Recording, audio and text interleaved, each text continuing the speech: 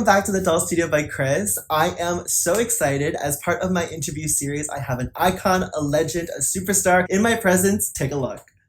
For over a decade, Micah mixiepixie7 is credited as being one of the golden age AG tubers who helped lay the foundation of the American Girl YouTube community. With 657 videos and more than 187,000 subscribers, she has built a legacy that has transcended time within the American Girl community. On July 20th, I flew out to Dallas to interview the now 24-year-old on her career within the American Girl community and to get some never-before-shared details of her time on YouTube. This is the legacy of mixiepixie7.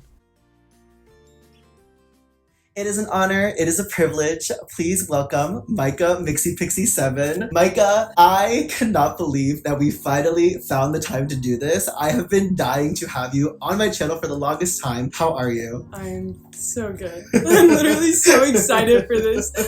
So for those of you guys who do not know, I met Micah when she actually was in New York for one of the meetups that she had way back in the day. This was like 2018, like that was like 5 years ago. And I remember just meeting you in the morning. One of the perks of working at the American Girl store was that I literally got to, before the general public got to meet her, because there was a long, lengthy line to meet you, I got to meet you downstairs. I gifted you the Icon Queen shirt, which is such a trigger, but then also you signed my 29, which is your Cassie, and then we basically exchanged information, and we've been talking about doing this for a long time, so thank you so much for being here. How do you feel? I feel great. I'm really glad that you shared that story, actually, because I have super fond memories of meeting you too. Like, so much of that trip, me and my mom talk about, we're like, and Chris, meeting you was so fun. You made us feel so welcome. You got to come in, like, and see the little backstage area that American Girl has downstairs for the employees. But then I also got to do Sophie Claire's hair and Emma's hair, and I remember bringing them into the back and posting them on Instagram. People were like freaking out. You were like there for the entire day. They had you there, just standing there meeting everyone. So we'll get into that. We're here to basically talk about your entire career on the American Girl AG2 platform. We're talking like 12 years that you were doing this. I mean, you started at such a young age, and then you are now officially retired and no longer doing, you know, the American Girl thing. But I feel like there's still a lot of unanswered questions and a lot of behind the scenes stuff that people want to know. So without further ado, let's just get right into it. How did you find out about American Girl? Apparently, allegedly. My family knew about American Girl before I did, but didn't want us to get into it because it's so expensive. Yeah. So my grandma, for years, bugged my mom, like, let's get them the dolls. And my mom kept saying no. I think my mom or my grandma slid us the catalog when I was probably in first grade, probably 6. And that is the first time I remember knowing about the brand, but I'd get on the website and I'd play the games, but I didn't have a doll until 2006. So how old were you when you got your first one? I was turning 7. You were turning 7, okay. So who was your first American Girl doll? Miss Molly. Why did you specifically pick her out of all the characters and all the options? What was the reason that Molly was the one that you were drawn to? Both me and my sister got one. My sister's birthday is in January, and mine is in December. And so when she ordered my doll, she also ordered my sister's, and she asked us, who do we want? And to start, I said Samantha. And that was my answer up until like Thanksgiving break. And suddenly I just changed my mind. I don't know why, but I remember getting out of the car. My mom was dropping me off at school. And as I was getting out, I was like, oh, by the way, I want Molly instead. And I remember my mom saying, Molly, really? And I was like, yeah, bye. She shook to the core. She was literally like, are you sure about that one? Yeah, because Samantha was, I don't know, I guess every girl wanted Samantha at some point, but I changed my mind, and I'm glad I did, because I don't know, Molly's character, I love her. Is she one of your favorite book series? Yeah, I would say so. I think her story is fascinating. I also just think she's so cute. I don't know, her little glasses, she doesn't wear them, but I love her. I was realizing that watching your videos, I was like, you have Molly as your own special character within your realm, and like in that, she's not blind. So like, yeah, she also, her glasses are just broken, so even if I wanted that for her, they don't exist. They don't stay on. Well, with the whole like buying your first American Girl doll, obviously at the same time, YouTube was starting out as a platform. How did you find out about YouTube in general? Aside from American Girl, my mom probably showed us a video, like a tutorial for something. My first exposure to American Girl YouTube was probably right around the time I got Molly, because we were watching my brother practice Taekwondo. My sister and I got dragged to all of his practices. And we were just super, especially I guess this day, just super antsy. And my mom was like, just here, take my phone. And it was my sister's idea to Google American Girl, because we were new to that world. Yeah. And we Googled it, and it was nothing like what it is now. But I would say that was my first-ish exposure to YouTube and American Girl on YouTube. So with that, what inspired you to even say, hey, mom, dad, I would like to start an American Girl YouTube channel? What were the videos or what were you seeing that you were like, there's something going on here that I would like to be a part of? Everything. Well, I think I was super impressionable when I was younger. I was telling you yesterday, like, I just influenced by everybody, like, would copy people's accents that I witnessed. I don't know. And so seeing other girls my age, there was a specific video by Tuck Twister. She was showing all of her American Girl dolls. And I was like, I want to make one of those. I had one, but I was like, this is Molly. I have a lot of old videos that never got posted, but I would just say, like, seeing other girls do it, I wanted to try. You were just inspired by all the content you were seeing. The room tours. Yes, that especially. Well, when you first started, one of the big things that you had to pick at a very early age was your username. And so please break down how you came up with your username, mixiepixie7. Lowercase, by the way. All lowercase. Super important detail that people miss. Well, growing up, my mom called me Mixie. That's just always, my family's a nickname family. And so I was Mixie, and then mixiepixie7 actually comes from my old Webkinz username. So my Webkinz account was mixiepixie by itself. And then when we tried to use that on YouTube, it was taken. So we added a 7 because 7 is and was my favorite number. So basically you got your first doll at 7 and then you waited 2 years, discovered YouTube, and then you were like, I should start doing this. I feel like I discovered YouTube pretty early and didn't make a channel right away because there's tons of videos that I remember filming that we don't have anymore. They just stayed on the card. Like, I would film a stop motion and then it would get deleted because my mom was like, you took all my camera space. So I was definitely making things before the channel. When we first started, we weren't allowed to show our faces. Gotcha. And so the reason we started was actually a really huge deal because my sister and I wanted to audition for one of those collaboration channels. Okay. Like 7 Cool Tweens, 7 Super I know Girls, exactly what you're talking about. Which, praise the Lord, that ended up not being our destiny. But that was, my parents let us audition. We convinced them. I was probably 11. My sister was probably 13. Yeah. In your first beginning videos, it's a lot of, we're hearing your voice, a lot of shooting them that way. Yeah. And then later on, that makes complete sense. I'm looking at the timeline of everything. Yeah. Like at 11, I remember that era of like people being like, let's all do like joint YouTube channels and like doing that. That was like you just completely reminded me of that like era where everyone wanted to be part of like one of those like collaborative like YouTube channels. We begged our parents. And then when we posted our audition video, because it wasn't American Girl related, I just remember the comments. Everyone was like, oh my gosh, I can't believe you showed your face. You're so pretty. Oh my gosh, this is crazy. Like, I was just like, oh my gosh. You were like, I forgot that this was also like a thing that people weren't seeing. Yeah, so I also made music videos on that channel. Those were since then deleted or private because copyright, and I didn't know how to do that at the time. But my channel used to be just whatever I wanted. Like, it wasn't just American Girl stuff. When you first started your very first video, what made you pick up the camera and decide to do your first video, the typical dare, which was like one of your it was your very first, I guess, like little vignette, your little series, because you had not one but 4. 4 parts. Yes, 4 parts. Yeah, it was a saga. Yeah, it was a Saturday morning, and my sister and I had a little flip camera, and we had just been inspired because there were other girls doing similar stuff. Yeah. And so we just gave it a go. My sister would come up with the plot, and then I would just go with it. You're just like improving the entire thing. Yes. Did you actually have like one of those like flip cameras from way back in the day, like the little white ones? Yes. Oh my god, I grew up wanting one so badly because everyone would post about those and I was like, those look so convenient. Well, it came with an editor, but it was really telling because at the time I would edit with it and be so annoyed that it couldn't do more. It was just a sign that I was, really into this. More, yeah, but it would put a crossfade between every clip and that bugged me. And if you added music, you couldn't adjust the audio level. And so I was like, this is not gonna be it. You mentioned your sister because she's in a lot of your first videos for a heavy period of time. When you guys started out, was there like a collaboration on the video ideas, or like what you were saying, like she kind of took the helm and you were just kind of like there for the ride, or like was it kind of like we're just pressing play and seeing what happens? I don't think people give my sister enough credit. I mean, I guess I don't either. What people don't know is my sister is everything I want to be. Like, I feel like so much of my style, my aesthetic is influenced by hers. They differ a little bit, but ever since the beginning, like, my sister would have an idea and I would just go with it. Like, even before we were old enough for YouTube, like, she would say, we're gonna play this today and you're gonna do this, and I'd be like, okay, yeah, I'm down for it. So for YouTube, my sister really drove that train for a long time, and I was definitely more into it than her.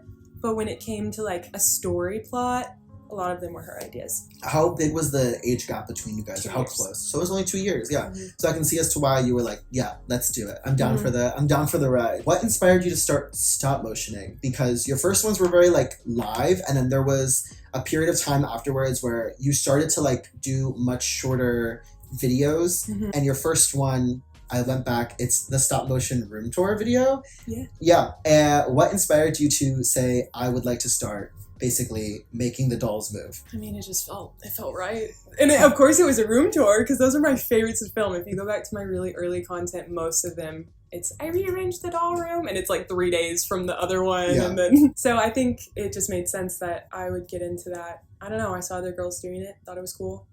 Had to try. What was AGTube like in that era? Describe like what you were, because you're talking about a lot of the girls that were already on. Obviously there was like a small pod of something happening right then and there, but who were you watching? Who were some of the people that you were actively engaging with, starting to become friends with, that you were seeing, that you were just in the same perimeter as? Okay, so Girl Do Your Studios immediately comes to mind. She was my huge inspiration for dollhouse stuff, because her dad built her like a trunk that would open, and I was just obsessed. Oh my God, yeah. I wanted that for so long. So definitely lived for her room tours. I loved X Molly Girls X with a Z. Her stuff was a lot of the inspiration for Sophie Claire room tours, because she made it's called Annabelle Makes a Movie. Annabeth Makes a Movie. And I think that was like the template for me for a really long time. And then Steven Sort of Dancer, of course. I'm trying to think who else. There's just so many amazing girls. Because it was really small at the beginning. Small. It was such a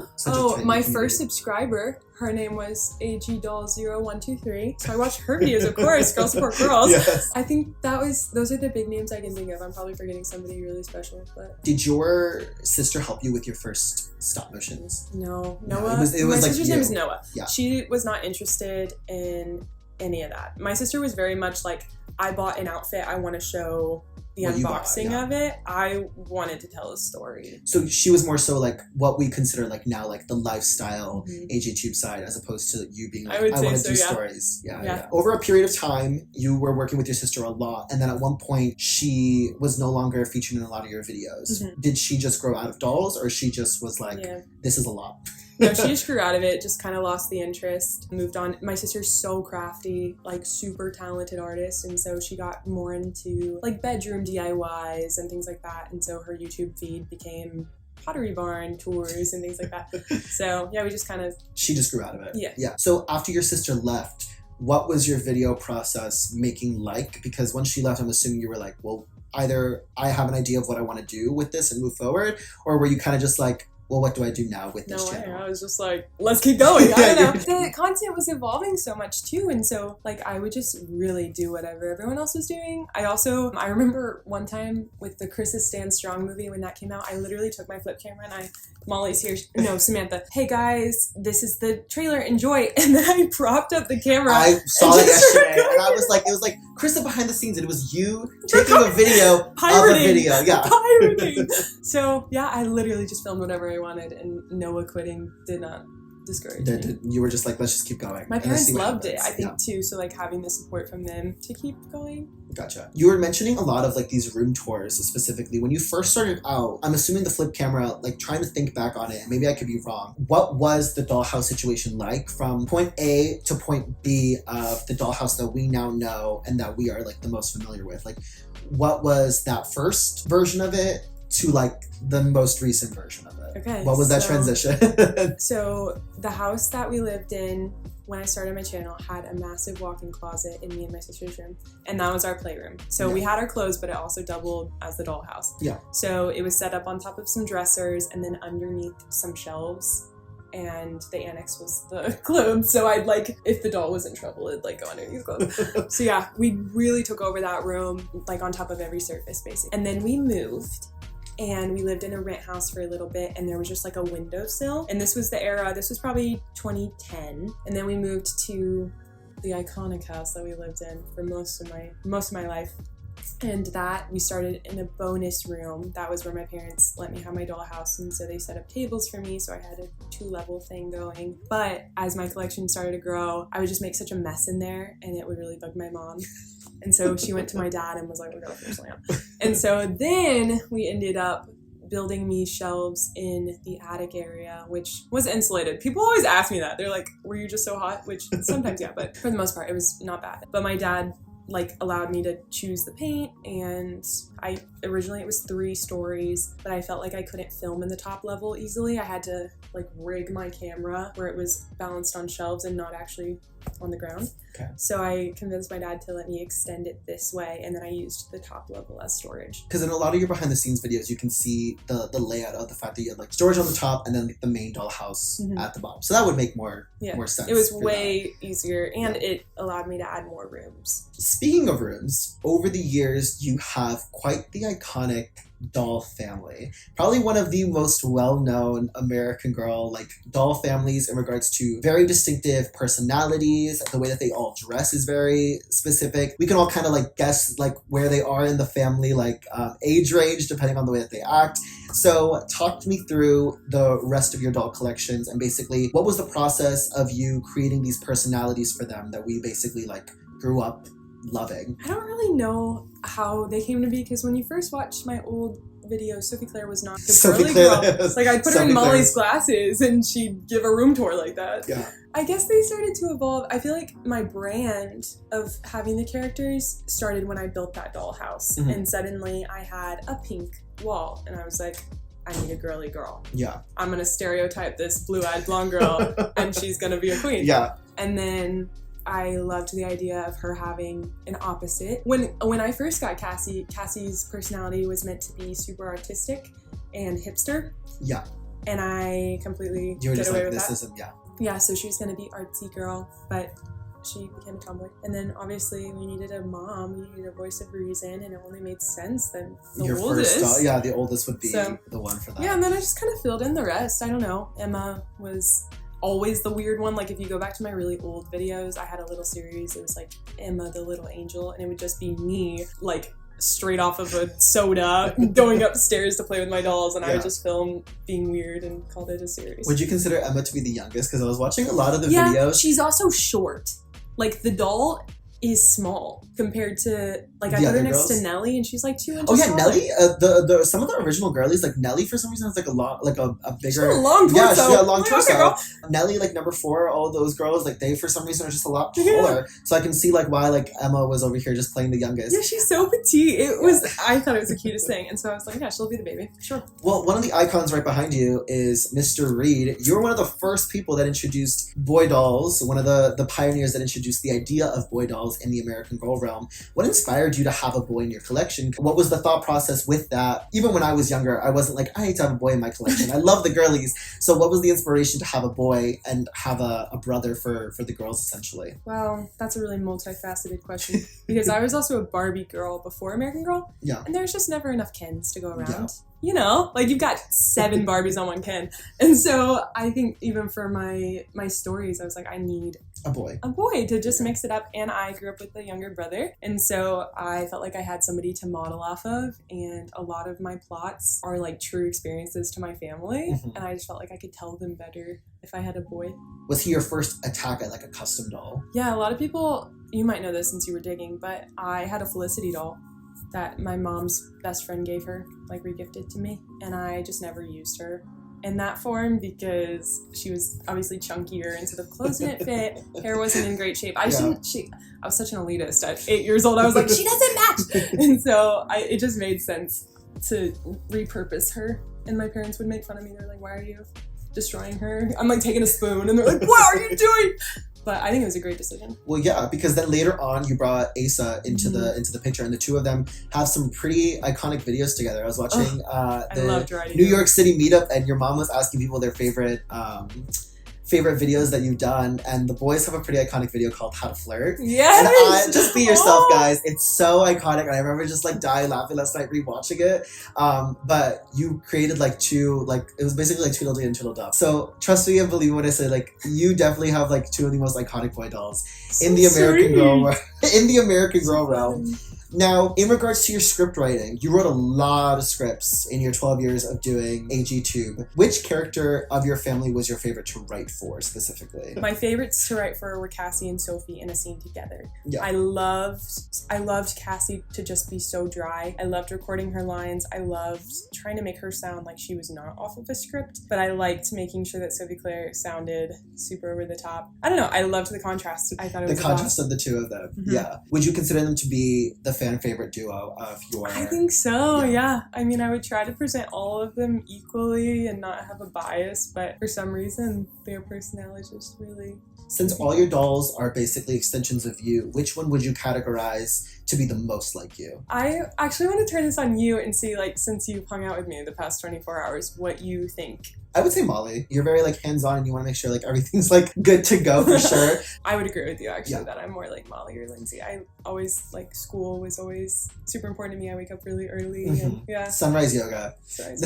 Yeah. One of the first questions I asked Micah when I met her was like, do you actually do sunrise yoga? But she does wake up at 5:30 every single day and not every day. Doing something. Don't get it twisted. I like to sleep at, well, sleeping into me is like 8 a.m. But... Yeah. Sleeping into me is like 2 p.m. and you're over here like waking up at like 8 a.m. when people are like just starting their workday.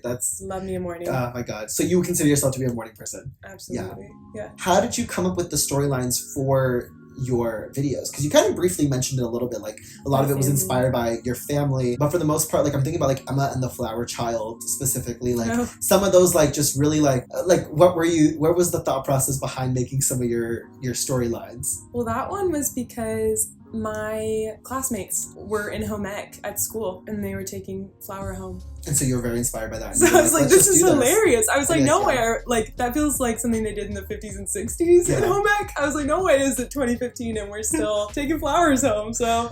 Well, on top of that, I'm like thinking back into that video because I watched it yesterday and I just started cracking up. Some of your videos are so like unhinged in their writing. Oh yeah. You like I forgot.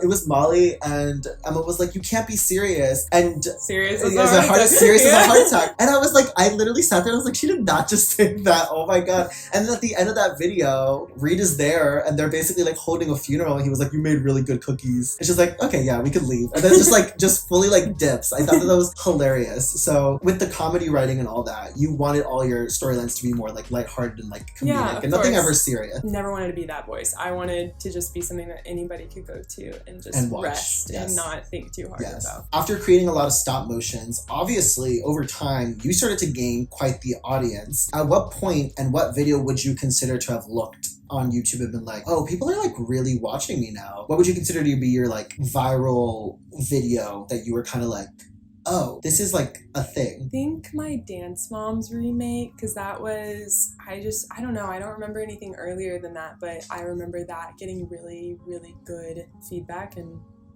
retention. So I don't know if you watched that one, but I basically just remade an episode of Dance Moms. Were you a big Dance Moms fan growing up? Yeah. Guilty. Yeah. So looking back at a lot of your popular uploads, which were some of your favorite videos to have made that you look back on and are really, really like proud of, that you're like, oh, this is like probably one of my favorites that I will go back and rewatch? My specials. Your specials? I'll rewatch my specials, Yeah. How long did those usually take to make? It depends. I really, towards the end, got my stop motioning down to a science, so I could finish a video in a day, like a regular, like 2 minutes. 2 minutes, yeah. So I would say a special took 4 days, sometimes a week, depending on what I was filming and how much time I had. Mm-hmm. After gaining this massive following, did noticing that you were starting to get a massive like view count and subscriber count change the way that you were doing anything in regards to your channel? Did any of it influence the videos you were making? I mean, I would cater to requests, and sometimes somebody would have a really good idea for a video plot and I would use it. But I don't think I ever altered my content to match what everyone else was doing. Yeah. You felt like you were kind of like in your own lane. I felt pretty established at that point. Yeah, I would say so. And there was just so much I wanted to do. It was like, there was no time to be trying to copy other people. So basically you feel like once the train was rolling, and it was rolling fast. It was rolling fast with like no hours in your day whatsoever. Seriously. For downtime. So with that, what was your hardest video to make? Because you have a lot of specials that I'm assuming took hours on end, and you have a lot of, the thing that I love about your channel is that you gave us a peek into how you would come up with it. Like yesterday I was watching one of your behind the scenes videos and you were there with your little clicker and you were like just talking about something and you're like click, move, click, move. But like meanwhile you're still having a full conversation with the camera. So what was your hardest video to make, and like what was the process? How long did it take you? What are some behind the scenes things that you want to talk about and frustrations? Well, I think each video came with its own challenges. So hardest scripts to write were Halloween, because I am not a scary girl by any means. You're trying to like figure out a way to do it. So I'm like trying to be creepy, but it just doesn't come naturally to me. So I'd say those are hard scripts to write. I would say anything outside was always a pain. I don't like filming the Sophie Awards. Yeah. I thought it was just the most tedious. We'll get into those in 2 seconds with the Sophie Awards. I don't know. Yeah. Hard stuff was just when it was windy outside, or I had to use a certain pair of shoes, but the doll couldn't stand up in them. Wide shots, so tedious, but nothing felt difficult. No, there was no specific video that you were like, really this is like a really like challenging one that came out. Any wide shot, really. Just by the end, your back hurts, and you're like, this sucks. But it's so worth it at the end. Yeah. Now that you've since retired from creating videos, are there any stop motions that you wish you had made? Any storylines? Are there any characters that you wish right now you could go back and kind of write for one last time, or any plots that you've recently had that you were like, that would have made a good stop motion? I wish that I had remade the Asa coming into the house video, because I filmed it got deleted, and so he's just like randomly there one day. So there's no introduction to him, because Reed does have an introduction into the family. So yeah, I'd probably remake that if I had the time. I also really loved filming my summer movie, and so I thought maybe that would have been something had I known I would enjoy it so much, maybe I would have made the time for it. But also I was normally really busy in the summer, and so rightfully so, I wasn't making them. I don't really have any regrets. I feel like I closed the channel pretty thoroughly. You put like a really nice bow. I was looking at one of your last stop motions of them all saying goodbye to their rooms and into like the whole house as a whole. Mm-hmm. Even, you know, Sophie Claire pointing down to like the hole in the floor and being like, you know, bye-bye to this. But yeah, I think you put a pretty nice bow on everything. But now that you mentioned the Asa video, I was like, I'm pretty sure like there's like a memory of like having seen that video, and then like now that you mentioned, I'm like, did I see that video? And then I'm like, oh, so I wish that makes sense. Remember, I haven't even been able to find the scripts, so gotcha. I don't. Yeah. Do you still have your original scripts? Somewhere. I've been looking for it. I think it's probably at my parents' house somewhere, but it's just a composition book. It's like a pink one, right? It was pink, and then I had a blue one before that, and then I had in between that there was like a chevron one. So I've had 3, I think. And then was on the pink one by the time I retired. You never wanted to like put it down like onto like a laptop or anything? You were always like, let's just like write this. I told you this yesterday. Yeah. I'm terrible with change. I'm terrible with, like, I'm such a traditionalist. Like, if I find something that works for me, I don't want to divert from it. Yeah. So if it's not broken, let's try to fix it. Exactly. Yeah, very much that kind of energy. At the end of your videos, specifically, you get your intro, the story, and then you have your outro. And with your outro, you started to implement more towards like the later portion of your teen years. You started to implement Male of the Week. Now, this is something that I'm pretty sure you did some behind the scenes videos on the whole process of doing them. What inspired you to even start to open up your own PO box? But then on top of that, like, what inspired you to want to even like tackle something like this on? Because you had a really big following, and so obviously I know that there were moments where you were getting a lot of mail a lot of the time. Yeah. So what was the process? What made you want to take on that, like, I wouldn't want to say challenge, but like, yeah, like a challenge. Yeah, a challenge. People had asked me before, like, can I send you something? And obviously I didn't want to send them my personal address, so it made sense to do a PO box. Yeah. I had it in the budget, so yeah, I went for it, and it was a great decision. I think too, towards the end, it really became my motivation, just because there was so much other stuff going on. And it was hard sometimes to want to work crazy hours, but when I would read a piece of mail that was just so sweet, it was like, well, I have to, like, I can't stop. Like, you can't do this because someone out there is watching and waiting. Yeah. Do you still talk to a lot of your Male of the Week pen pals or anything? There's one girl that actually has been to Dallas to visit me. She wrote to my PO box when we were 15. Yeah. I keep in touch with her. Texted her today, actually. She sent us a wedding gift, which is so sweet. Yes. Names have stuck with me. Do you have any favorite memories from having done that, or any specific gifts that you want to talk about, or stories, or anything that you want to share? I got a lot of really good drawings. incredible stuff that I would hang up. There was 2 really memorable ones. I can't remember the situation, but I ended up with a lot of eggshells in a box once. No egg, just the shells. And then one time I got a box and it, for some reason, just felt really like it wasn't from a fan. And it made me really nervous. And so I ended up opening it outside just because I didn't know what would be inside. And I opened it and it was just a ton of plushies. But for some reason, something about the way it was packaged or like the first thing I opened, it was like powdery. And I was like, what is going on? You were like, oh. Yeah, but it was actually from a little girl. But it scared me so much to the point where I was like, I'm opening this outside of our recording room. And you were like fully like I was like, is this safe? But that, yeah, I never got anything too weird, thankfully. I mean, you had such a support from your family and they were aware of like what was going on. Gosh, yeah. So specifically on the conversation of family, your family is very present in your videos. From your brother, your sister was in your first videos, your mom is there at the meetups with you, your dad is helping you with your Etsy. Specifically, like how hands-on was your family in the mixiepixie7 realm?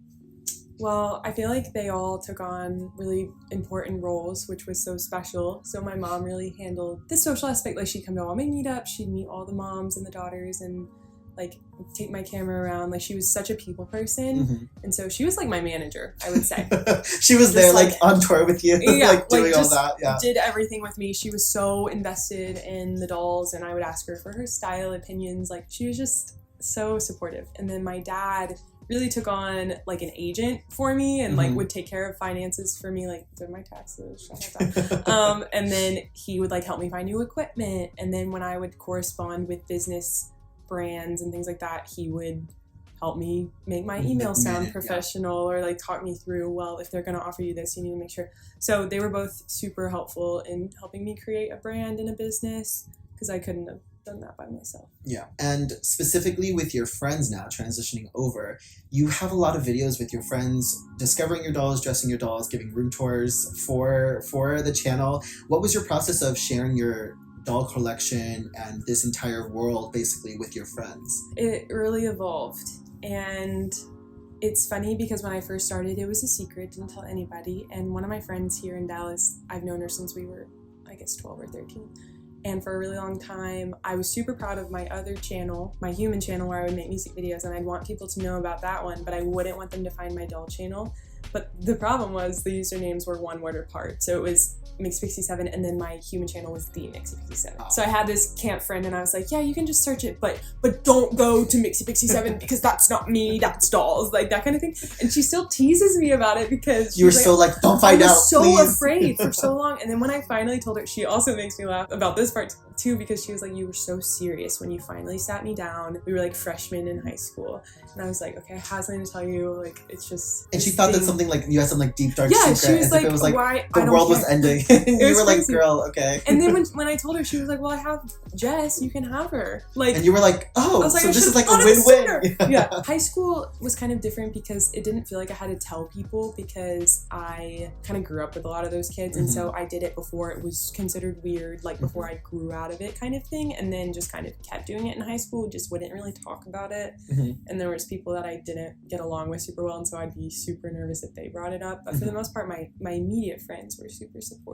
And I was, at that time, I was making money from that. I was like the richest 16-year-old in my high school. So I mean, like, people were nice to me about it, but it was like something I really struggled to embrace, even though I was encouraging so many other girls to do it. And I even have a video and it's like how to tell your friends about your dolls. And even making that, like, it was an inward battle because I believe what I said is true of like, if they're really your friends, they won't care. But there still is a level of like, I care what you think of me, and like, I don't know how you're gonna respond to this. And so even now being in Dallas, it's like new people I meet obviously don't have this history with me, and so it is like telling them again is always really interesting. Did this become basically like a second job to you then, or like it was my first job? I didn't have a real job until I had a real job after I graduated college. Like I never had to work at a coffee shop, never at a restaurant. You never had like those early teen like McDonald's years? No. Which is so funny though, because at the time all my friends were getting jobs and I was like, I just want to be a lifeguard. Like I want that was a normal person job. But there was no time for that. And I even went to my dad once and I was like, I'm thinking about getting a job. I was in college at this point. I was like thinking about getting a part-time job at Lululemon, and my dad was like, Why? I was like, just because it would be fun, and I'd never had a real job, and he was like, okay. He taught me out of it. Taught me out of it. But yeah, I never had another job. How quickly were you on the YouTube program then? Because you were 15 was my first check. It wasn't substantial, but I mean, you're not paying rent. Yeah. And so it didn't even matter really how much I was making until I was a little bit older. But I'm super blessed to be able to put myself through college. And I mean, when I was in college, still didn't have a traditional job. I worked a lot, though. I think that's the misconception. Like, yeah. I went to school 2.5 hours away from my dollhouse, and so I would make really frequent trips home. And that's like a lot. It was a lot. I mean, there's a freshman stereotype in college where it's like, yeah, they go home a lot. And I was totally that because I had to She's work. Like, she's never here. Like, don't invite her out on the weekends because she's home with her family. So and her dolls. Yeah. And I had to go see my dolls. Yeah. Well, with that, there's a business aspect to it. On top of having the channel, once you started getting this following, and obviously you were getting the views, and it was kind of becoming your career, you opened up an Etsy shop. And you are someone that has some pretty iconic merch. What inspired you to start the Etsy shop and then take on, not only were you doing stop motions, you were doing Mail of the Week, but then on top of that, you wanted to add the Etsy into all of that. What inspired you to then add on another business venture, I guess you could say? Next steps. It just felt, I don't know, the way that P.O. Box felt like it was time, it felt like enough people that I had meetups with and stuff, they would say, I would buy your merch if you had some. And I always loved drawing and still do, and so the idea that I could create my own logos and things and then people wanted to buy them, I was like, okay. But my dad and I did a lot of research before we opened it. It wasn't just like, let's pick up some No, it took a really long time. My dad is such a techie guy. He wants the best of the best, and so even our printing press is like the best on the market for what we were doing. And so I remember sitting upstairs in our little game room and I listened to like hours of music while I packed orders, and sometimes friends would come over because they'd be like, I want to hang out, and I was like, I don't have free time, you have to come just pack Etsy orders with me if you want to see me, if you want to engage in gossip and conversation. Yeah, literally. So that was my hangouts towards the end of high school. Well, I remember you announced your New York meetup, and I literally, the second that happened, I immediately bought your merch. And the turnaround time was so quick. Like, did you have a specific schedule for how much time and effort you were putting into the Etsy? I tried to pack them as they came in, and then sometimes I would let it build up and I would just take a night and just knock them out. Something I've always been really aware of is like, what do I dislike or like about a brand? And so, I mean, I always hated when it took weeks for something to arrive, and so I tried my best to be on top of things. So. You mentioned that you loved drawing. Something that maybe people may not have caught is the fact that you created and designed most, if not all of it. Yeah. All of it. Yeah. What was the process for what you wanted to create? It was just like whatever sparked your interest at that time, and then people would request things, and I'd go with that sometimes. But Chris is actually wearing. Yes, I'm wearing one of the shirts. That's Nelly. I drew that. That is Nelly. I looked at it, and I literally already pieced apart the boots from one of the old American Girl outfits. Yeah, her whole outfit is real. Yeah, I'm trying to remember what they're all from, but yeah, I would just, if there was something that I liked, I would just draw it. There wasn't really a rhyme or reason. And it was just like whatever came to mind came to mind. A lot of my designs were just made in that app Ribbit, that photo app, and I would just upload it. And it would look great. Do you have a favorite piece of merch that you made over your span of everything that you've made? I really like the heads one where it's like the back of everybody's heads. Yeah. Oh, she's wearing it. Molly's wearing it. This might be my favorite just because it's so detailed. Like when I actually drew each of these heads, they're probably like this big, like on a really big piece of paper. And so shrunken down, you can't see as much. Probably this one, or I like my little flower wreath. It's just a classic. Yeah. It's like the flower. The flower wreath with the mixiepixie7. Yeah, that was one of my lowercase. Lowercase. My favorite one. I'm thinking back to it because mine. I purchased the one as like keep calm and watch mixiepixie7. But my other one is Sophie Claire for president. That was a classic. That was one of my best selling. I think that one and the intro.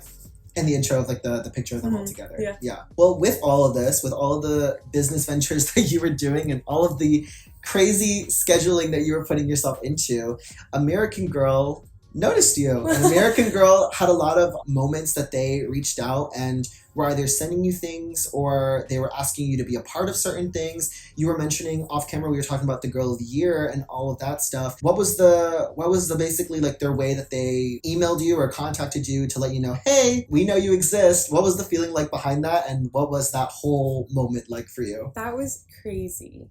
My first meetup was, I think, 2015 or 2016. So at that time, I reached out to American Girl and asked them to have a meetup at the store. And so I think that was like my first introduction when they were like, oh, this girl. I think. And then after that happened, I didn't really hear anything from them. They gave me Z that trip as a gift for coming to the store. But I think the next time they reached out to me was when they asked me to do a clue promoting the Girl of the Year 2017. Gabby.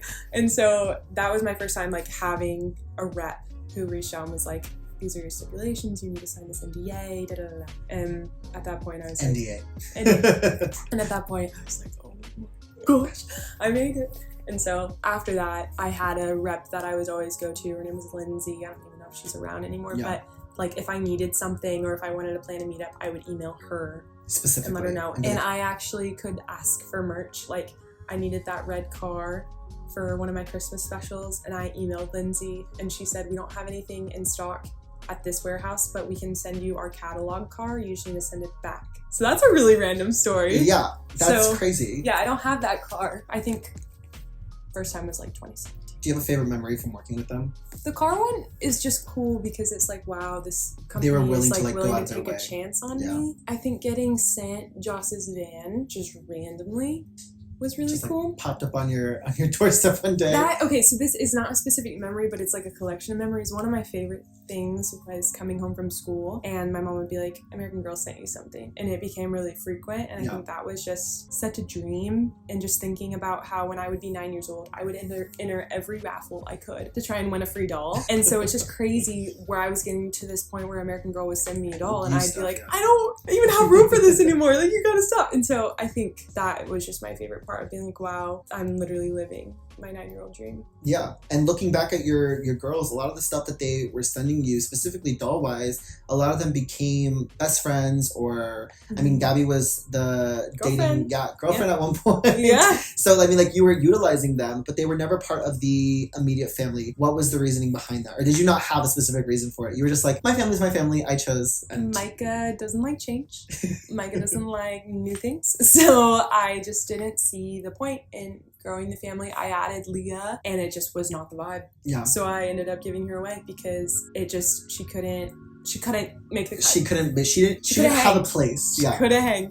So yeah, my family dynamic worked really well with my writing. I had just the right amount of rooms. Nothing needed to change. With that, you were mentioning meetups because you were emailing Lindsay being like, hey, I'm bringing people to the store. And I specifically am now getting flashbacks of the New York store. And again, being so grateful that I worked there at the time because you had some of the biggest meetups. And I can say this like very, very confident. You had some of the biggest meetups. People were waiting hours to meet you. I remember the New York one, I was looking back at the video and like the line was out the door. And I remember that specific day that it wasn't until like my lunch, that's when I did your doll's hair, that you actually had like a free time to like breathe and like have a moment. What are your thoughts on looking back at all the meetups you had? Like, what are the initial feelings, emotions? You had a lot of them. Do you have any fond memories of looking back on the meetups? Nothing but love, nothing but joy, nothing but excitement. Well, Chris and I went to the store yesterday and we actually got approached by two girls that knew both of us, and it just reawakened all of the feelings that I used to get, like even getting down to their level to give them a hug or like squatting to take a picture. Like, those are such little things, but it just took me back. It's such a little spark and just a little, And just, what's your name? What's your doll's name? Like, I miss it. I miss it so much. And getting to meet so many girls, same with the letters, just like having these girls tell me what my videos mean to them, it keeps you going. And so I lived for those meetups. I needed that encouragement, and it was so special. I would always cry afterwards, just like joy. Yeah, just gratefulness. Gratitude. Couldn't even believe that was for me. When you're describing them wrapping around the building, that just feels like that was somebody else. Like, I can't believe it. Did you ever get nervous before them? Every time, yeah. You were like, and nervous? And there's always a level of awkwardness of like the first people in line, I'm like trying to warm up and everything. So I'd always be nervous that I wouldn't present well, or that I'd say something that, they'd remember for the rest of their lives and it'd be terrible. But for the most part, it was just excitement. And two, I'd just like sit in the green room waiting they'd have me there for like 30 minutes. Yeah, just like waiting. chilling, waiting, like Uh-huh. hostage situation, Yeah. just like waiting on the sidelines. And Chris wasn't always there because I'd be in Houston or Dallas. I'd be like, oh, I don't have a buffer. Did you ever have any like awkward fan encounters, scary fan encounters? Nothing, Nope. no stalker vibes from anyone? Thank the Lord, no. Yeah. Do you have a favorite memory, specifically like an encounter at the store that you like immediately think of? Was meeting Nate. Okay. Meeting Chris, American Girl, New York. So fun. That was crazy. I It's a think great people day. that like go watch that video if you get the chance. Like It's people 2 were parts. really, yeah, it's 2 parts. I mean, the magnitude of these meetups, I just wasn't expecting that many people to show up. At the time, I wasn't even like in the Mhm. American Girl realm like that It's to just so see what the stylish. meetups. Yeah, R.I.P. But looking back on everything, I'd be like, that's just like I wouldn't even know. I would just be as nervous with that, with this massive following. You start to implement something that people still to this day are trying to replicate. And right around now is when they would already be done, because you usually did that in the springtime. But the Sophie Awards. We have Sophie Claire here, the icon, the legend, the superstar. Definitely, I would consider to be a fan favorite from what I've seen. But, I mean, the Sophie Awards were a massive deal. Like, I'm talking like people were coming out of the woodwork, creating videos. It just was like Starting a big YouTube thing. Yeah, just to be a part of this thing that you started. What inspired you starting the Sophie Awards? Great question. Okay, it was twofold. I had a business dad, and so I think from the beginning was like, okay, how do we grow? Well, you grow by exposure, you grow by people like directing others to your channel. So I was like, well, obviously I want to help other people get recognized, but if I allow them to do campaign videos, if they're asking their fans to come to my channel To vote, they're it's seeing your a exposure. double Yeah. whammy. And so I think it started off like, yeah, I just want to help A business. these girls like get recognized yeah. because they're so talented. Everyone starts somewhere, but also it's a great way to get traffic to my channel. So twofold. Like marketing, and also like you were like, I'm Yeah. also helping, because at this point, like I loved you it. started the Sophie Awards when your channel was already like you were the I you were guess, one you were one of the it girls of the YouTube platform for the American Girl community. So everyone was very much aware. So being a part of that, I think that the hunger to be able to win that was like, you knew that people were gonna come to your channel if you were a part of the nominations, if you won, all of that, to just even be part of the ceremony. It was like a very big deal. And like I said before, like people are still trying to replicate it to this day. Like, are you aware of the legacy of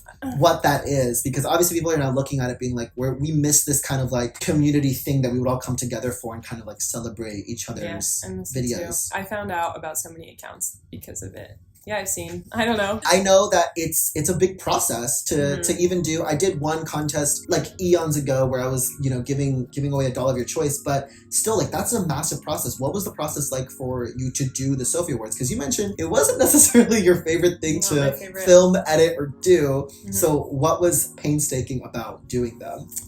Just start to finish. It was just like such an undertaking. And then on top of that, I was making other videos still. Round 1, people dropped their nominations. I would sit for hours scrolling through the comments. If I saw a repeat, I would put a tally in my composition book, and eventually the tallies would start to build up as the same names got nominated. Then I would post those results with the top 5 who had the most tally marks by their name, and then same process. And I would private those videos, or I didn't private them, I guess. Yeah, I did, because I didn't want anybody like counting. I wanted it to be a surprise. So then once I had the winner from each top 5, I was laughing about this the other day. Like, there was no surefire way I could get a hold of them. Like, if they didn't have Instagram or an email, I would go to the bottom of their videos and I would comment and be like, hey, give me an email. Because there was no other way to reach them, but I didn't want their fans to see that I was, reaching out to them. So that was making me laugh the other day. So I'd reach out to them, and then I would tell them what they won. I would ask for their address, and back at the very beginning, I would like customize a letter to each girl. I would customize a Sophie trophy, and maybe to the end I did send everyone. I can't remember. No, I didn't, because towards the end it got to be so much that I would reuse the same trophy. Like, as soon as the doll would walk off camera, I would put it in the next doll's hand. Like, if you watch Sophie Claire specifically, like as the contestant leaves the camera, like Sophie Claire will like reach behind her back and pull a new one out. So yeah, I would construct the Sophie trophies out of cardboard and Mod Podge and glitter. And then I would write the script, and then I would film for an entire But a lot of day. that pain was in just you having to sit there, tally. Yeah, it was so tedious. count, It got better towards the end when I started using SurveyMonkey, and I started doing that because I lost comments. But if I hadn't lost comments, me being a traditionalist, I would have kept putting myself through that. Was, like, tallying everything Yeah, out. I felt thorough that way. Like, I felt like there was no room for error. Like, people could just go on SurveyMonkey, I feel like, and make a ton of different posts, but they'd have to make so many different accounts to, like, vote for themselves more than once if they were just commenting. Yeah. So, yeah. And then I just didn't like the stop motioning because there was no camera angles. There was nothing. There was no nuance to it. I just thought it was boring. Yeah. You were just like, well, we're just moving her from side to side on stage. Yeah. And then editing, too, could be difficult if a contestant's speech was longer than what I had recorded the doll saying. Gotcha. And so then I had to get really creative with, like, reversing footage or freeze framing. And so towards the end, I had it more down to a science. I got really good at dialogue. But at the beginning, you were like, no. A mess. You mentioned the concoction of what the Sophie Awards are. What are it's made of Mod Podge, glitter, and cardboard. The early ones had glitter, or not glitter, glow in the dark glue. Oh. I wonder if the winners know that. They like put it in the dollhouse and they're like, what the heck?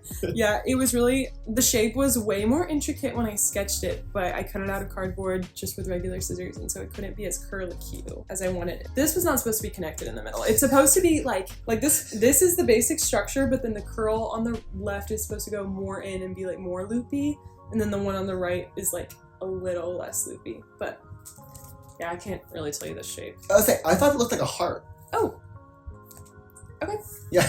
You're like, we'll go with that. Yeah, Yeah. for sure. Over the years, you had gained a following. You had Mail of the Week. You had meetups. You were literally like on this like fast-moving train ride that was like just going like 1,000 miles per hour. And then all at once, the entire AGTube community was hit with YouTube Kids / COPA. Not to bring it down like from the happiness and all that, but I mean, basically this train, this moving fast vehicle you were on got put to a massive halt.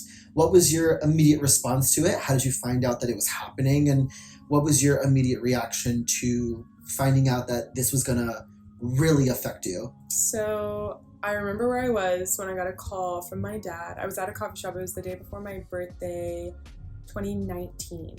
And he called me and he said, hey, YouTube just passed this law, this advertising law.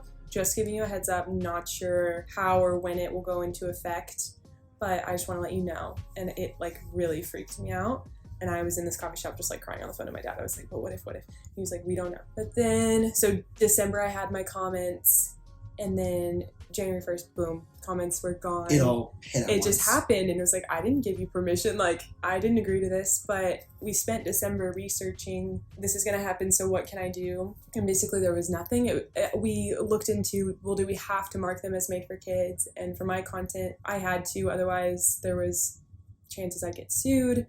And so there was just really no way around it. And so for those first few months, we just tried it, and my views were staying somewhat the same. Like, I was still coming up in the search bar and things like that, because there was a rumor that you wouldn't be able to search on KidsTube. I don't know if that's true.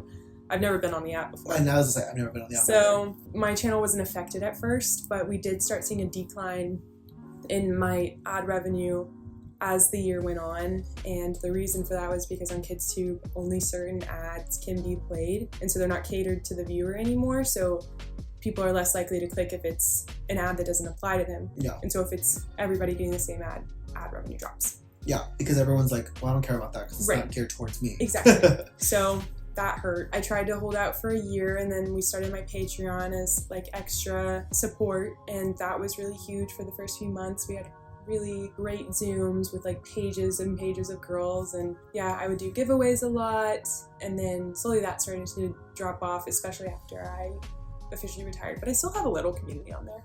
I'll do Zooms and trivia. But tough time, 2020. Yeah, I think back to the video, it was like you just posted like big news, and you were pretty much like silent throughout the full video, and your dad took the helm of it. But we could all collectively see how upset you were by the fact that this was happening. What was the biggest hit? Because we mentioned comments the other day when we were talking. Would you consider the comment section being gone to be like the biggest sadness of all that? I would say for me it was, because I was conscious of the money, but at that time I wasn't. I mean, I'd been saving, and there was still time for me to get a different job, but for me, like, to be creating and not have access to my community and like not get a direct feedback. way of like hearing feedback. Yeah, it was just really painful, and it just kind of felt like I was putting videos out to nobody, and there was into like an abyss. Yeah, just a void. But I know that's not true. Like, I was still getting sweet views and everything, but it was just crushing to feel so out of control. Yeah. Was YouTube Kids one of the main reasons that you would consider yourself to have left at the time that you did? Mm-hmm. Yeah.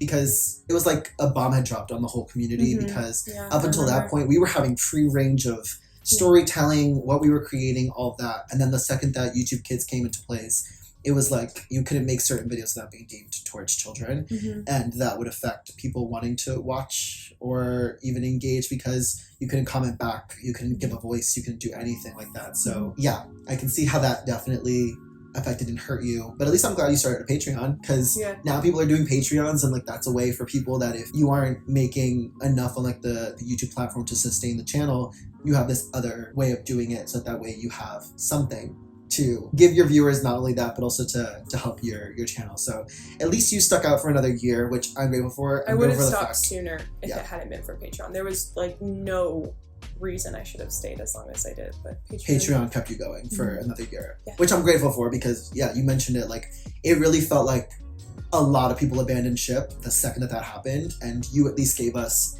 another year, as opposed to just being like, cut the cord, we're gone. Yeah. Was that a thought process that you had, like, I don't want to just like leave like in the middle of the night? I really wanted to wrap up well. I mean, as you saw, like, I didn't want to leave anything unfinished. I didn't want any question marks. I feel like throughout our time on YouTube, there were just so many people that would be like, goodbye, I'm starting a makeup channel, and would just leave. And just dip and be like, we're done. And it always bothered me. It was just always my least favorite part about having such a turbulent community. Because, we have people in and out all the time, and that's okay. Always, that's just the nature of dolls as a hobby. The community, But I just always was bothered when people didn't handle it the way I wanted to handle it. And so when I started to think about quitting, I immediately took that approach of, okay, I need to figure out how to end the stories. And then also, my parents were moving, so that also expedited anything of me holding on, because I literally was about to lose my dollhouse, and I didn't want to rebuild my sets just to end anyway. So. It felt like, if I'm going to do this, I have to do this now. And I have to, if I want to put the bow on it the way I want it to be done, it needs to be done now. Because even you're like, outside of YouTube, like things were changing, so you were like, we need to get this done like today. I was about to start my senior year of college, and then after that I knew I'd get a real industry job, and so it just, everything fell into place. As sad as it was, it was time. It was really emotional. Would you consider that like year to have been like even crazier because you were trying so hard to like wrap everything up? For sure. I was pre-filming all of these things. I was still planning to take a director role at my summer camp, and so once I was there, there'd be no time to be filming anything. So I was wrapping up my P.O. box, doing all these goodbye stop motions. I made a summer movie randomly, and then all while trying to, make sure everything was scheduled, and it was a lot. It was really emotional. Lots of tears. My mom, like, she came up to the dollhouse while I was packing, and I just remember her also breaking down, and there were just so many times that she would text me and be like, do you remember this? Like, we just got so nostalgic. You just got so nostalgic in that last year. A lot of really emotions. Emotional. Taking down my doll wall was really sad. There's a video, my Patreon people have seen it. I posted my last minutes in the dollhouse, and it's really sad. I mean, like, I can't even imagine having that. Because we were talking about this yesterday. We were in the car and we were talking about the fact that, like, it was essentially like this, like, safe haven for you. And to take it all down and then to, like, basically, we'll get into this right now, but a lot of, like, storage stuff. Like, do you ever take the time to look back or go through, I don't know where you have, like, old letters or anything like that, but do you ever take the time to look back on any of the things that you received and kind of, like, get yourself into it a little bit by, like, looking at stuff? Or do you get sad by looking at stuff like that? Did YouTube Kids kind of put, like, this sad umbrella over? I wouldn't say that. All of my stuff, including my letters, are in a storage facility in my parents' hometown. So my parents, I'm so thankful, they cared enough. They were like, we need AC controlled, like, we want to protect your dolls, like, we want you to be able to pass these on. And so we have, like, pretty much a whole unit dedicated to my collection and my mixiepixie7 personal stuff. Yeah. So all that to say, I haven't been to see any of them until you came to town and I had my mom pull some out for me to be in this interview. Yeah. But before that, no. This was the first time that I've held them in a really long time. So I would say, because you retired 2 years ago now. So it's been 14 years since you started, and you took a 2-year little break. So for these past 2 years, in regards to American Girl, have you been keeping up with the brand in any capacity whatsoever? through my Patreon, when I do a Zoom, I'll go on the website and like do my reactions for the girls. But other than that, not really. I've taken a few trips to the stores. I've met up with Patreon people. A perk of it for them is if they're in Dallas, they can message me and I'll meet them. So I've been to the store a few times, but other than that, not really. I don't see the point in buying anything.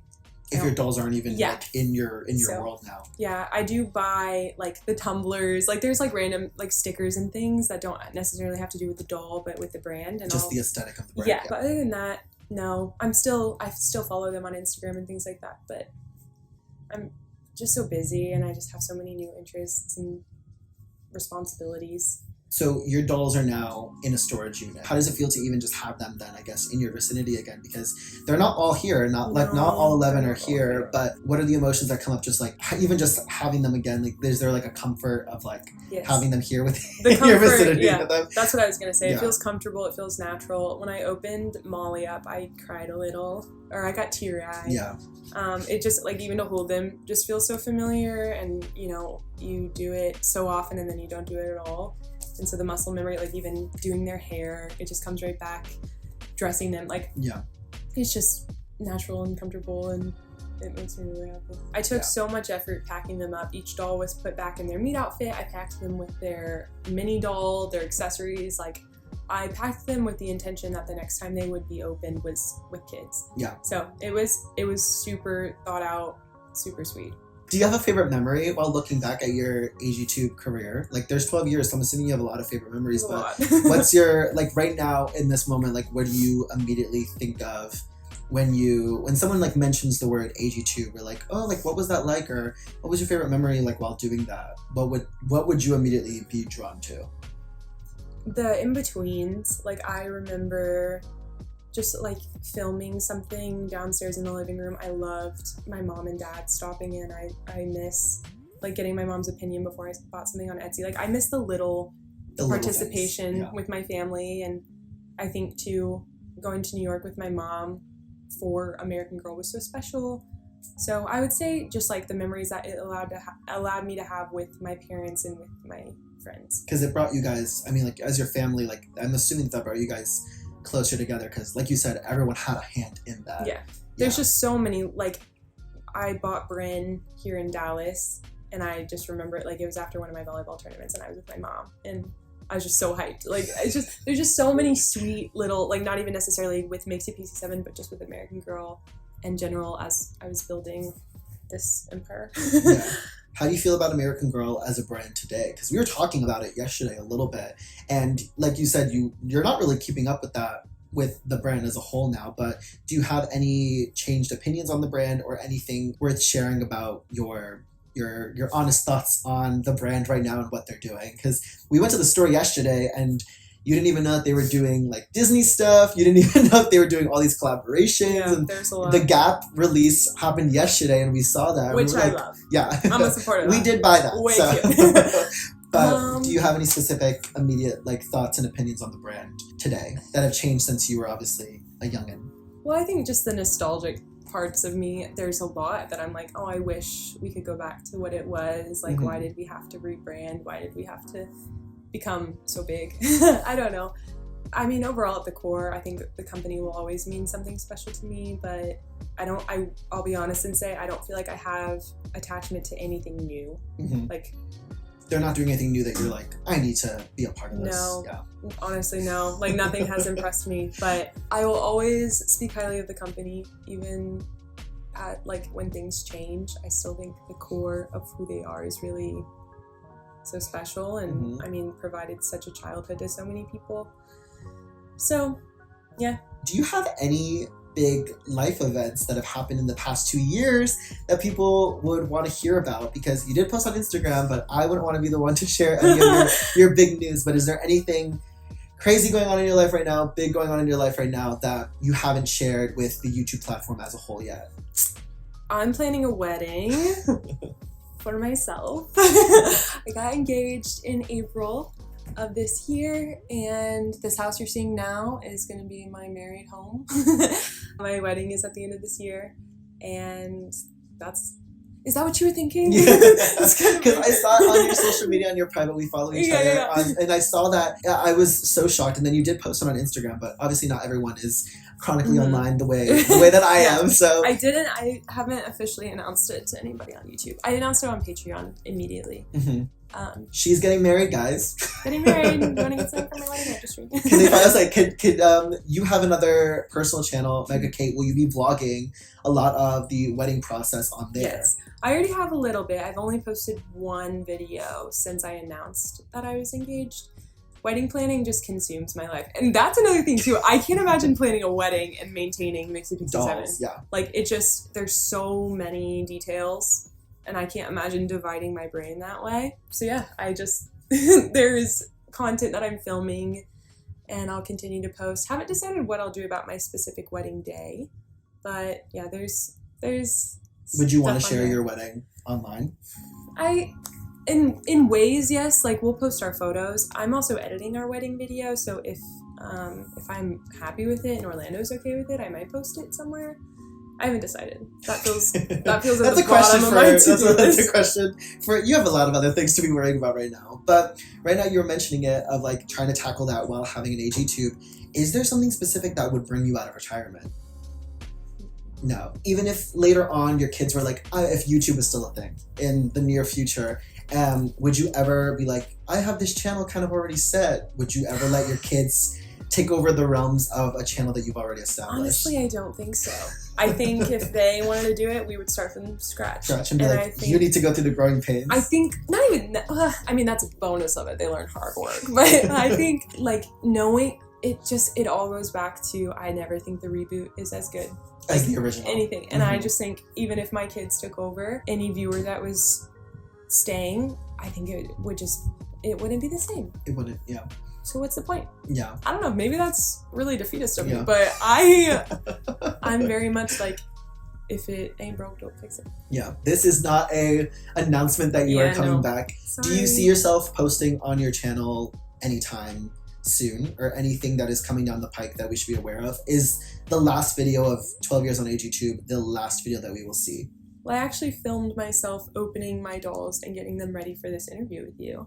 So that video is up, but nothing in the foreseeable future. But that video, I mean, if you want to see that. Like a behind the scenes little moment, so that way people can see what the behind the scenes was and the emotions behind that. So after 12 years, you learned a lot, you loved a lot on the channel. Do you have any advice for up and coming AGTubers or people that want to start in the community? Because you gave a little piece 12 years ago. How old were you? You were 21 freshly, right? When you retired, and now you're 24. Yeah, you're 24 with 2 years, and you've gotten the opportunity to step back from it. Do you have any advice for up and coming, wanting to be YouTuber human beings that would like to be on the platform? Well, want to be YouTuber human beings, I would say consistency and perseverance, and I'll say it. You need to get out of your lazy habits. I think a huge part of my consistency and just like, I posted weekly for a long time, then bi-weekly, it was just like, I need to be willing to wake up early and I need to be willing to go all day. And so I'm not saying you need to do like boot camp, but like there is a level of effort, and if you're not willing to put it in, then you're not gonna get there. You're not gonna thrive and you're not gonna grow. So your advice is basically like, if you're gonna do it, stick with it, and also like give yourself the push to actually do it. If you're gonna do it and give it your all. That's what I would say. There you go. Concise. Concise, yeah, much more. Do you have, I know that in your 12 years on YouTube video, you had some parting words and you even said it there. I think that was everything that you wanted to say, but now 2 years later, I mean, we have had these conversations back and forth of leading up to this. Do you have any parting words for new Mixie Pixie fans that unfortunately weren't there for, you know, being so active? And do you have any parting words for the fans that were literally there with you from 9 to, I mean, our age. I mean, we were 21 when you finished. So do you have any parting words now that you've sat with it even more? Do you have anything else that you would like to add to that? I mean, it's still, I love you and I'm grateful, and I wouldn't be here without everyone that ever watched my channel. So yeah, I think that mentality is still the same. Yeah. So after those parting words, are you aware of the fact that you technically, in my eyes, are the last golden age YouTuber to have basically said goodbye? How does that feel? I feel only aware of it because you just told me. Yeah. It just feels crazy. Like, when I reflect on my entire experience, there's so much that I conclude. I'm just like, yeah, I can't believe that was me. Like, I can't believe I made the time for that, or I can't believe I achieved that. It feels like an honor. I mean, it feels special to have that title because I was among so many incredible creators, and there's so many other girls that were worthy of that. And so it's an honor to carry that for everyone. Yeah. I mean, everyone basically dipped, but you held on, and you were the last one. Hold on. And do my best. And so I'm so forever grateful for the fact that you did that. And I truly, I know that I speak for a lot of people that thank you so much for being a part of so many people's childhoods. I know that even on TikTok, people were saying, like, does anyone remember Micah mixiepixie7? Oh. And just knowing that there's a new generation of younger girls, like the girl that we saw yesterday even, that saw you and was like, I watch your videos. Because even if you still search up American Girl Doll, Micah's videos are still up there, and they're nice still to know. and they really do transcend the time. I mean, your girls are always dressed in amazing outfits that will transcend, and the stories are so great. I really speak for everyone when I say thank you so much for being a part of so many people's childhoods and for being so active. I feel like people really stuck with you because of the fact that you really did create a connection that people knew you genuinely, at the end of the day, cared about making sure that the content you were creating was always and forever. Yes, it was from you, but you always made it with the idea of, like, I want people to just enjoy and have a fun time. So thank you on behalf of the entire American Girl community for giving us 12 years of your life. And for being such a very strong, significant presence in all of that. Because truly, some of these videos are iconic and you have to go see them if you haven't. But I look back and I'm just like, yeah, go watch Micah's videos, because trust me, they're very nostalgic and they're very amazing. So thank you. Thank you, Chris. I feel like that is really it. I mean, we really went over a lot of stuff today. Yeah. 12 years on AGTube. I cannot stress that enough. But anyway, thank you guys so much for watching this video. Thank you to Micah, mixiepixie7, the icon, the legend, the superstar, for letting me come into her house. I mean, like, here we are. I'm like so in the new home. It's amazing. It's beautiful. And thank you to her for letting me come in here and just really deep dive into the career. I mean, that's 3 pages worth of questions. Yeah, deep dive into the career. And I hope that anyone that's a fan of hers, some of your questions may have been answered in this video, and definitely let me know in the comments. She will be able to see these comments, so definitely make sure Bring it on! And she will definitely, for sure, hopefully be responding to some comments if she has the time. But yeah, leave your comments and opinions down below. Thank you so much again to Micah for everything, literally everything. And yeah, all right, you guys. Thank you guys so much for watching this video. My name is Chris. You guys can follow me on my Instagram, which is @thedollstudio_by_Chris. You guys can follow Micah on her personal channel, which is Micah Kate, and she will be posting all of her personal life updates over there. And then, of course, also check out the mixiepixie7 channel and go down the rabbit hole and lore of that channel all you want. It's amazing. And you can follow me on Instagram, which is @thedollstudio_by_Chris. You can follow Micah at mixiepixie7, and she still posts on there occasionally, so you definitely can still get some updates there. And you can follow me on TikTok, which is Chris American Girl, and I will see you guys in the next video. Bye, guys.